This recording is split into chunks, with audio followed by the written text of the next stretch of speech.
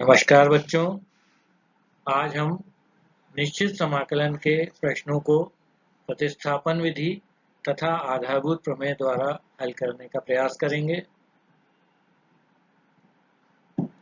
आइए अब हम निश्चित समाकलन के एक प्रश्न को देखते हैं। यहाँ पर हमें 5x² upon x² plus 4x plus 3 का x के सापेक्ष अंडर द लिमिट 1 to 2 समाकलन करना है। इस समाकलन का हल ज्ञात करने के लिए हम इसमें भाग देंगे, क्योंकि हर की घात और अंश की घात बराबर है, इसलिए इसमें भाग जा सकता है। आइए 5x² में हम x² प्लस 4x प्लस 3 का भाग देते हैं। तो इसका देखते हैं, तो इसको 5 बार भाग जाता है, तो 5 हमारा क्वोशेंट में आ जाएगा। 5 का गुणा x² प्लस 4x प्लस 3 में करने पर 5x² प्लस 20x प्लस 15 आएगा। इसे 5x² से सब्ट्रैक्ट करेंगे तो हमारे पास 5x² से 5x² निरस्त हो जाएगा और माइनस का 20x माइनस 15 जो है वो शेषफल में बचेगा। अब हम यहाँ देखते हैं शेषफल में कि हमारा जो x की घात है वो 1 है और जिससे हम भाग दे रहे हैं उसमें x की घात 2 है, अतः यहाँ पर हम अपनी भाग की प्रक्रिया को रोक सकते हैं। इस प्रकार हमारा जो प्रश्न है वो निम्नलिखित रूप में बदल जाता है। Integration of 5x² upon x² plus 4x plus 3 with respect to x under the limit 1 to 2, जिसको हमने i के बराबर मान लिया है, बराबर हो जाएगा integration of 5 minus 20x plus 15 upon x² plus 4x plus 3 with respect to x under the limit 1 to 2।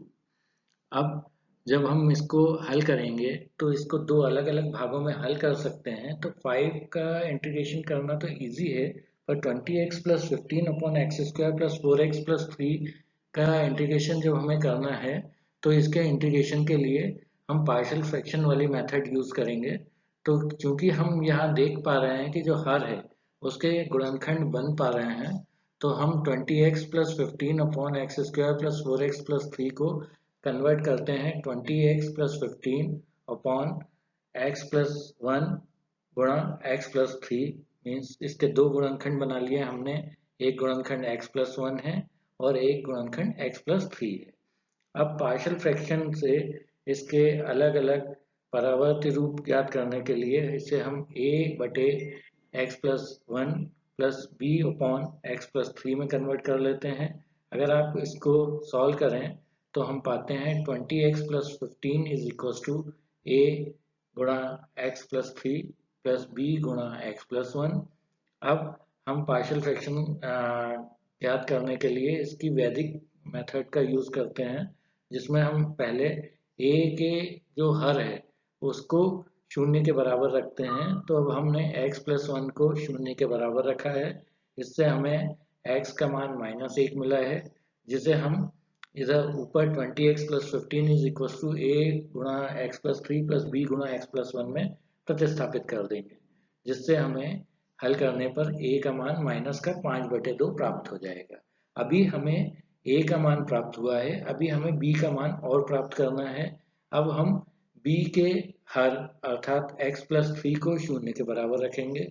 जब हम b के हर x प्लस 3 को शून्य के बराबर रखते हैं तो x का मान -3 मिलता है। इसे पुनः ऊपर समीकरण में प्रतिस्थापित कर देते हैं, जिससे हल करने पर हमें b का मान 45/2 प्राप्त होता है। यह प्रक्रिया आप पूर्व में जानते हैं।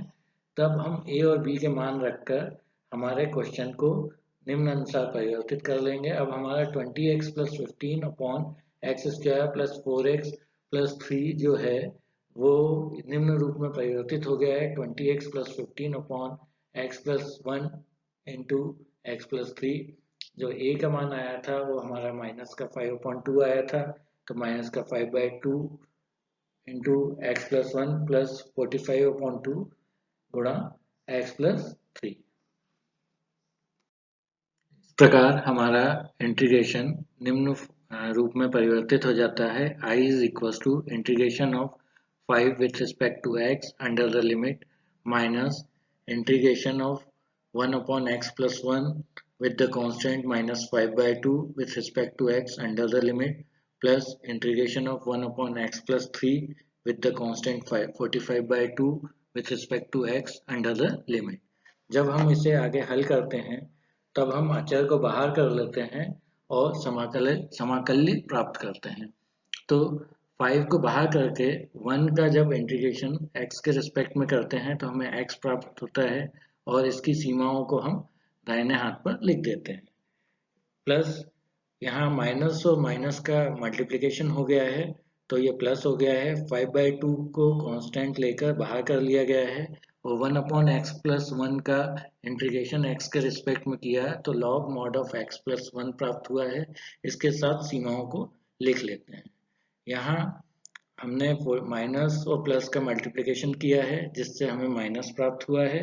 45/2 कांस्टेंट है जिसे हमने बाहर लिख लिया है और 1 अपॉन एक्स प्लस 3 का x के रिस्पेक्ट में इंटीग्रेशन किया जिससे log mod of x plus 3 मिला है।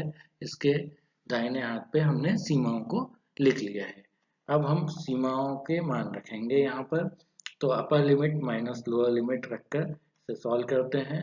तो यहाँ 5 गुणा 2 minus 1 upper limit minus lower limit plus 5/2 यहाँ अपर लिमिट 2 अप्लाई करते हैं तो log 2 plus 1 log mod of 3 लिखते हैं। यहाँ mod ऑफ 3 लिखने का वैसे आवश्यकता नहीं है कि वो स्वयं में पॉजिटिव है, लेकिन उसे वैसी ही वैल्यू में रखा है अभी। इसी प्रकार 1 को प्रतिस्थापित कर देते हैं तो माइनस log 2 मिलता है माइनस 45/2। यहाँ पर भी हम सीमाओं के मान इसी प्रकार लगाते हैं तो log mod 5 minus log mod 4 मिलता है। इसे आगे हल करते हैं तो 2 में से 1 घटाने पर 1 प्राप्त होता है और 1 का गुणा 5 में करने पर 5 मिलता है। log mod 3 minus log mod 2 को सॉल्व करते हैं तो log m minus log n के सूत्र से log m अपॉन n बराबर log 3/2 मिल जाएगा जिसके साथ में अचर 5/2 का गुणा हो जाएगा। माइनस 45/2 अलग लिख लेते हैं, पुनः log m अपॉन n वाले सूत्र को अप्लाई करते हैं जिससे log mod 5 minus log mod 4 is equal to log 5/4 हो जाता है। आइए अब हम प्रतिस्थापन संबंधी एक और प्रश्न को देख लेते हैं। यहाँ हमारा प्रश्न integration of sine inverse 2x upon 1 plus x square with respect to x under the limit 0 to 1 है। इसका हमें मान ज्ञात करना है। यहाँ हमें ट्रिग्नोमेट्रिकल सब्स्टिट्यूशन का प्रयोग करना है। तब हम इसको क्योंकि 2x upon 1 plus x square को साइन थीटा के रूप में प्राप्त कर सकते हैं, इसलिए हम ऐसे मान को x के ऐसे मान को प्रतिस्थापित करेंगे जिससे हमें 2x upon 1 plus x square sine theta या साइन किसी कोण के साथ में के रूप में प्राप्त हो जाए। तो यहाँ हम x बराबर tan थीटा लिख देते हैं। जब दोनों पक्षों का x के सापेक्ष अवकलन करते हैं तब हमें dx बराबर sec square theta d theta मिलता है। अब हमारा प्रश्न जो है वो निम्न रूप में परिवर्तित हो जाएगा। Integration of sine inverse 2x upon 1 plus x square with respect to x under the limit 0 to 1। यहाँ पर जो नई लिमिट है वो थीटा के रिस्पेक्ट में आएंगी। तो चूंकि हमारे x equal to tan theta था, जब x के प्लेस पे लोअर लिमिट 0 रखी तो theta equal to tan inverse 0 that is equal to 0, तो नई लोअर लिमिट 0 हो जाएगी। इसी प्रकार जब x के प्लेस पे 1 पुट किया तो theta equal to tan inverse 1 जो कि मुख्य मान से π/4 हो जाएगा। तो नई लिमिट हमारी नई अपर लिमिट π/4 हो जाएगी। तो हमारा प्रश्न integration sine inverse 2 tan theta upon 1 plus tan square theta sec square theta d theta under the limit 0 to π/4 हो जाएगा। हमारा प्रश्न जो है वो निम्न रूप में परिवर्तित हो जाता है। I बराबर integration of sine inverse sine 2 theta sec square theta with respect to theta under the limit 0 to π/4। यहाँ पर sin इनवर्स sin 2 थीटा का मान 2 थीटा हो जाएगा। तो हमारा integration I is equal to integration of 2 theta into sec square theta with respect to theta under the limit 0 to π/4। यहाँ पे 2 हम जो कि कांस्टेंट है बाहर कर लेते हैं और अंदर हमारा समाकलन में थीटा गुणा sec स्क्वायर थीटा बचेगा जिसे हम खंडशः समाकलन से हल करेंगे। जब खंडिशा समाकलन का सूत्र integration of u into v with respect to x हम लगाते हैं तो हमें मालूम है, हमें u integration of v with respect to x, यहाँ हम x के लिए सूत्र में ले रहे हैं, minus whole integration differentiation of u with respect to x integration of v with respect to x whole with respect to x प्राप्त होता है। इसको हम समीकरण 1 में अप्लाई कर देते हैं। तो समीकरण 1 में अप्लाई करने पर हमें i का जो मान है वह निम्न रूप से प्राप्त होगा। i में क्योंकि 2 का गुणा भी है तो हम 2 का गुणा छोड़कर बाकी इंटीग्रेशन का मान ज्ञात कर लेते हैं। तो यहाँ पर हमने u पहला जो फर्स्ट फंक्शन है वो अलजेब्रिक अर्थात थीटा लिया है। तो theta integration of sec square theta with respect to theta minus whole integration differentiation of theta with respect to theta गुणा integration of sec square theta with respect to theta whole with respect to theta प्राप्त होता है। इस प्रकार हमें हमारा प्रश्न theta tan theta minus integration of tan theta with respect to theta under the limit 0 to π/4 प्राप्त होता है। इसमें अब हम tan थीटा का समाकलन करेंगे तो हमें theta tan theta minus tan theta का समाकलन log mod of sec theta प्राप्त होता है, जिसमें हम सीमाओं के मान लिख लेते हैं जो कि 0 to π/4 है। अब यहाँ पर हम सीमा के मान प्रतिस्थापित कर देंगे, जिससे हमें ऊपरी सीमा का मान रखने पर π/4 tan π/4 माइनस log sec π/4 मिलता है, माइनस निचली सीमा अर्थात शून्य रखने पर हमें 0 into tan 0 minus log sec 0 मिलता है, जिससे हमें π/4 गुणा tan π/4 का मान 1 minus log root 2 minus 0 minus log 1 की प्राप्ति होती है। इसमें पुनः हम मान प्रतिस्थापित कर देते हैं, तब हमें इंटीग्रेशन ऑफ थीटा गुणा sec square theta with respect to theta under the limit 0 to π/4 minus log root 2 की प्राप्ति होती है, क्योंकि log 1 का मान जो है वो शून्य होता है। अब इसका मान हम समीकरण 1 में रख देंगे, जिससे हमें i का मान अर्थात जो हमें क्वेश्चन था उसका मान मिल जाएगा।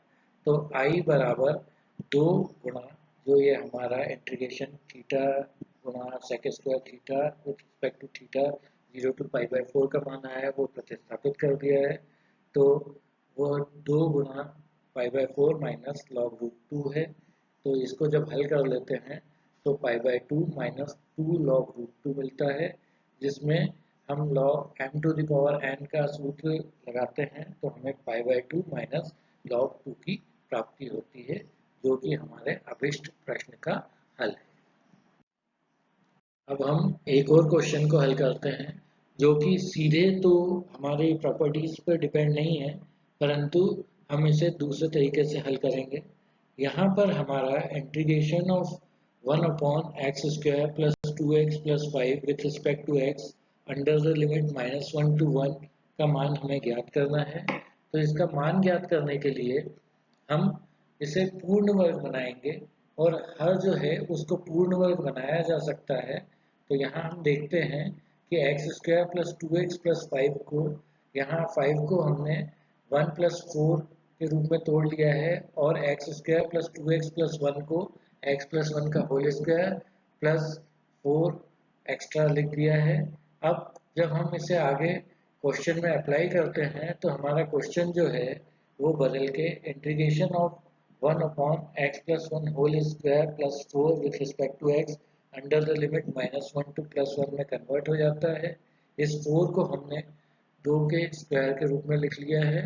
तो अब हमारा question integration of 1/x plus 1 whole square plus 2 square with respect to x under the limit -1 to 1 हो जाता है।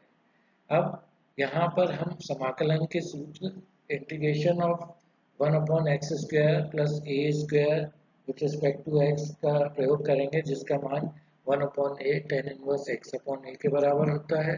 यहाँ सूत्र लगाने पर हमें इंटीग्रेशन प्राप्त होता है 1/2 टेन इनवर्स एक्स प्लस 1/2। इसके साथ में हमने सीमाओं के मान लिख दिए हैं। ऊपरी सीमा 1 और निचली सीमा -1 है।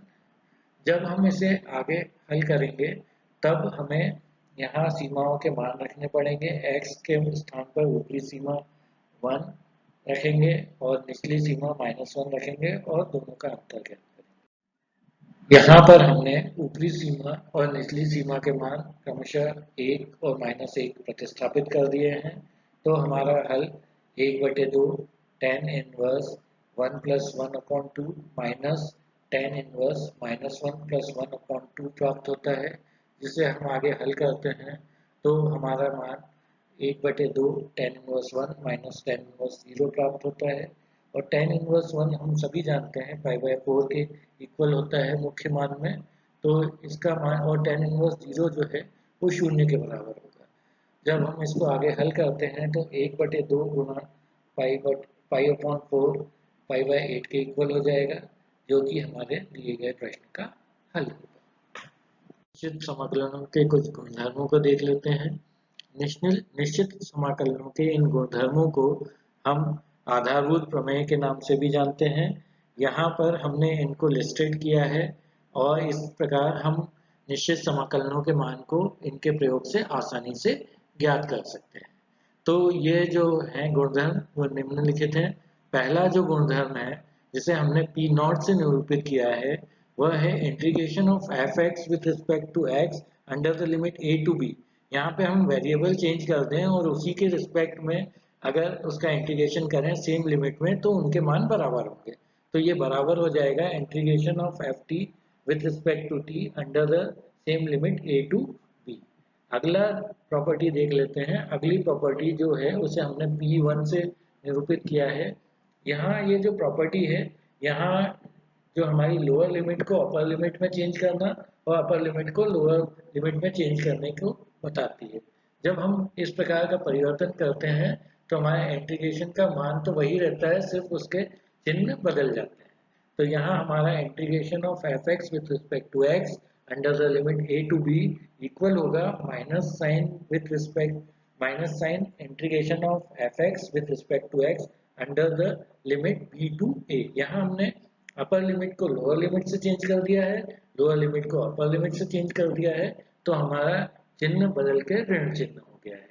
अगली जो प्रॉपर्टी है जिसे हमने P2 से बताया है, ये लिमिट को ब्रेक करने की प्रॉपर्टी है। इसके कई क्वेश्चंस को हमने हल भी किया है। यहाँ हमारा जो फंक्शन है वह इंटीग्रेट हो रहा है with in limit a to b। यदि a और b के मध्य में कोई वास्तविक संख्या c भी हो तो हम इसको दो अलग अलग इंटीग्रेशन के रूप में लिख सकते हैं। तो इस प्रकार integration of f(x) with respect to x under the limit a to b equal हो जाएगा integration of f(x) with respect to x under the limit a to c plus integration of f(x) with respect to x under the limit c to b। यहाँ देखिए कि पहले वाले भाग में हमने ऊपरी सीमा c रखी है और दूसरे वाले भाग में निचली सीमा c रखी है। यहाँ a b c वास्तविक संख्याएं हैं। अगली प्रॉपर्टी को हम देखते हैं जिसे हमने P3 से निरूपित किया है। यहाँ पर यह प्रॉपर्टी आपके लिए बहुत इंपॉर्टेंट प्रॉपर्टी है जिसे आपको कई जगह लगाना है। Integration of f(x) with respect to x under the limit a to b है, तो ये इक्वल हो जाएगा integration of f of a plus b minus x। यहाँ पर x के प्लेस पे हमने a plus b minus x रख दिया है with respect to x under the same limit a to b। आइए अब हम अगली प्रॉपर्टी को देखते हैं। अगली प्रॉपर्टी जिसे P4 द्वारा इंगित किया गया है वह है integration of f(x) with respect to x under the limit 0 to a। यहाँ पर लिमिट 0 to a है, इसे हम चेंज करके ऐसा लिख सकते हैं integration of f of a minus x। यहाँ पे x को हमने a माइनस x से रिप्लेस कर दिया है with respect to x under the limit 0 to a। ये जो है हमारी पूर्व में जो पढ़ी गई प्रॉपर्टी है उसी का ही एक एक्सटेंडेड फॉर्म है। आइए अगली प्रॉपर्टी को देखते हैं जिसे हमने P5 द्वारा इंगित किया है। ये जो प्रॉपर्टी है वह है integration of f(x) with respect to x under the limit 0 to 2a, इसको हम बराबर लिख सकते हैं integration of f x with respect to x under the limit 0 to a plus integration of f of 2a minus x with respect to x under the limit 0 to a। इन दोनों के योग के रूप में इसको लिखा जा सकता है। इस प्रकार इन गुणधर्मों का प्रयोग करके हम समाकलन के सवालों को हल कर सकते हैं। निश्चित समाकलन के सवालों को हल करने में यह प्रॉपर्टीज बहुत हेल्पफुल होती हैं। आइए इसके कुछ प्रश्नों को देखते हैं।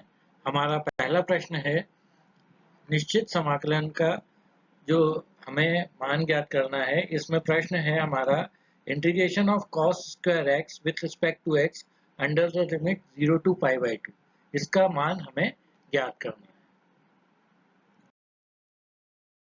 करते हैं तो हल करने के लिए हमारे प्रश्न जो है उसको i के बराबर मान लेते हैं।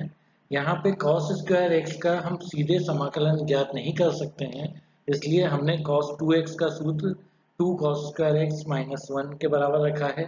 इससे हम cos स्क्वायर x का मान ज्ञात कर सकते हैं, जो कि 1/2 गुणा 1 प्लस cos 2x के बराबर है। इस प्रकार हमारा प्रश्न जो है वो I is equal to integration of 1/2 multiply by 1 plus cos 2x with respect to x under the limit 0 to π/2 हो जाता है।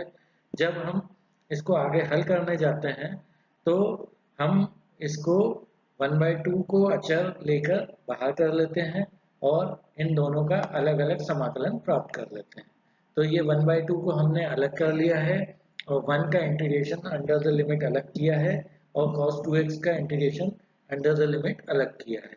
तो 1 का इंटीग्रेशन जो है वो यहाँ पर x प्राप्त होगा, इसके दाहिने हाथ पे हमने सीमाओं के मान लिख दिए हैं, प्लस यहाँ पर cos 2x का इंटीग्रेशन जब करेंगे तो वो 1/2 sin 2x के बराबर होगा और 1/2 में 1/2 का मल्टीप्लाई कर दिया है, इसलिए 1/4 आ गया है। तो 1/4 sin 2x और दाहिने हाथ पे सीमा का मान लिख दिया है। जब यहाँ हम सीमाओं के मान रखते हैं तो हमें 1/2 गुणा π/2 माइनस 0 प्राप्त होता है, प्लस 1/4 गुणा साइन 2 इंटू π/2 माइनस साइन 2 गुणा 0 की प्राप्ति होती है, क्योंकि यहाँ पे हमने ऊपरी सीमा का मान π/2 रख दिया है और निचली सीमा का मान 0 रख दिया है। इसे जब हम आगे हल करते हैं तो हमें π/2 में 1/2 का मल्टीप्लिकेशन करने पर π/4 प्राप्त होता है, प्लस 1/4 साइन 2 गुणा π/2 equals to sine pi minus sine 2 गुणा 0 साइन 0 के रूप में प्राप्त होता है। इसको जब हम आगे हल करते हैं तो π/4 प्लस 1/4 साइन 180 का मान 0 माइनस साइन 0 का मान 0 प्राप्त होता है।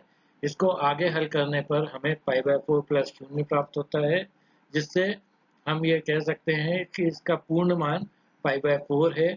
इस प्रकार हमें हमारे दिए हुए प्रश्न integration of cos square x with respect to x under the limit 0 to π/2 का मान π/4 प्राप्त होता है। आइए अब हम प्रॉपर्टी पर आधारित एक और प्रश्न को देख लेते हैं। यहाँ हमारा प्रश्न है integration of square root of sine x upon square root of sine x plus square root of cos x with respect to x under the limit 0 to π/2, इसका मान हमें ज्ञात करना है। अब हम दिए हुए प्रश्न को i के बराबर मान लेते हैं। यहाँ हमारा i बराबर integration of square root of sine x upon square root of sine x plus square root of cos x with respect to x under the limit 0 to π/2 हो गया है, जिसे हमने समीकरण 1 द्वारा निर्दिष्ट कर लिया है। अब हम यहाँ पर आधारभूत प्रमेय का प्रयोग करेंगे।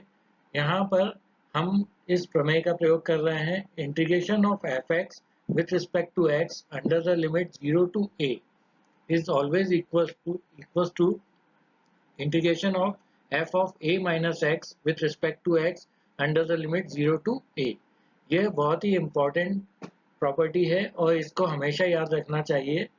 जब हम इसको हमारे समीकरण 1 में अप्लाई करते हैं तो हमारे x को हम π/2 माइनस एक्स से रिप्लेस कर देंगे, तो हमारा i बराबर integration of square root of sine π/2 minus x upon square root of sine π/2 minus x plus square root of cos pi by 2 minus x with respect to x under the limit 0 to pi by 2 हो जाता है। अब हम इसमें sine 90 minus theta की property लगा लेंगे, तो हमारा आई का जो मान है वो I is equal to square root of cos x upon square root of cos x plus square root of sine x with respect to x under the limit 0 to pi by 2 integration के equal हो जाता है। यहाँ पर इसको हमने समीकरण 2 द्वारा निर्दिष्ट कर दिया है। अब हम समीकरण 1 व 2 को जोड़ देते हैं। समीकरण 1 व 2 को जोड़ने पर हमें लेफ्ट हैंड साइड में i प्लस आई मिलता है, बराबर से राइट हैंड साइड में integration of square root of sine x upon square root of sine x plus square root of cos x with respect to x under the limit 0 to pi by 2 plus integration of root cos x upon root of sin x plus root of cos x with respect to x under the limit 0 to pi by 2 मिलता है। यहाँ दोनों सीमाओं के मान समान हैं और दोनों जो फलन है वो x के सापेक्ष समाकलित हो रहे हैं, तो हम दोनों को जोड़ सकते हैं। यहाँ पर जोड़ने पर हमें लेफ्ट हैंड साइड में 2i प्राप्त होता है। 2i is equal to integration of square root of sine x upon square root of sine x plus square root of cos x plus square root of cos x upon square root of cos x plus square root of sine x with respect to x under the limit 0 to pi by 2 प्राप्त होता है। अब हम इसे आगे हल करते हैं, तब हमें 2i is equal to integration of square root of sin x plus square root of cos x upon square root of sin x plus square root of cos x with respect to x under the limit 0 to pi by 2 प्राप्त होता है। जब हम इसे आगे हल करेंगे तब अंश व हर समान होने पर निरस्त हो जाते हैं, तो 2i is equal to integration of 1 with respect to x under the limit 0 to pi by 2 प्राप्त होता है। यहाँ अब हम 1 का integration with respect to x करेंगे, जो कि हमें x प्राप्त होता है। तो हमारा अगला पद 2i equals to x under the limit 0 to pi by 2 प्राप्त होता है। यहाँ हम सीमाओं के मान प्रतिस्थापित कर देते हैं, तो 2i is equal to upper limit pi by 2 minus lower limit 0 प्राप्त होता है, जिससे हमें 2i equals to pi by 2 या i equals to pi by 4 मिलता है, जो हमारे दिए हुए प्रश्न का हल है। प्रश्न को हल करते हैं। यहाँ देखिए आपका जो प्रश्न है integration of mod of x plus 2 with respect to x under the limit -5 to +5, इसका हमें मान ज्ञात करना है। इस क्वेश्चन को हल करते समय हमें एक कन्फ्यूजन होता है कि यहाँ पे मॉड फंक्शन है और इसका इंटीग्रेशन ज्ञात करने के लिए हमें -x प्लस x वाला फंडा लगाना पड़ेगा, परंतु चूंकि ये डेफिनेट इंटीग्रेशन का क्वेश्चन है तो इसकी लिमिट को हम ब्रेक करके इस क्वेश्चन को हल कर सकते हैं। यहाँ देखिए अगर लिमिट को -5 से -2 तक ले जाएंगे तब ये जो x प्लस 2 का मान है, मॉड x प्लस 2 नहीं, x प्लस 2 का जो मान है वो नेगेटिव आएगा, तो उसके साथ में यदि नेगेटिव साइन लगा दें तो वो फंक्शन बन जाएगा। बाकी बचे हुए -2 से लेकर +5 तक की जो लिमिट है वो x प्लस 2 फंक्शन के साथ में लिखी जा सकती है। तो आइए देखते हैं इसको।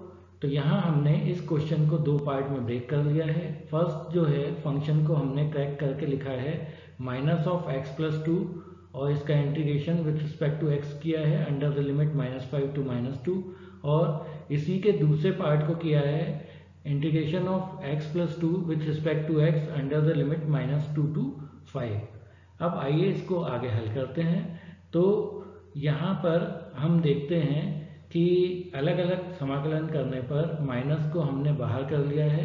x का समाकलन x के सापेक्ष करने पर x² 2 प्राप्त होता है। 2 को बाहर करके 1 का समाकलन x के सापेक्ष करेंगे तो x मिलेगा, जिससे ये 2x हो जाएगा, और यहाँ दाहिने हाथ पे हम सीमाओं को लिख लेंगे जो कि -5 से -2 है।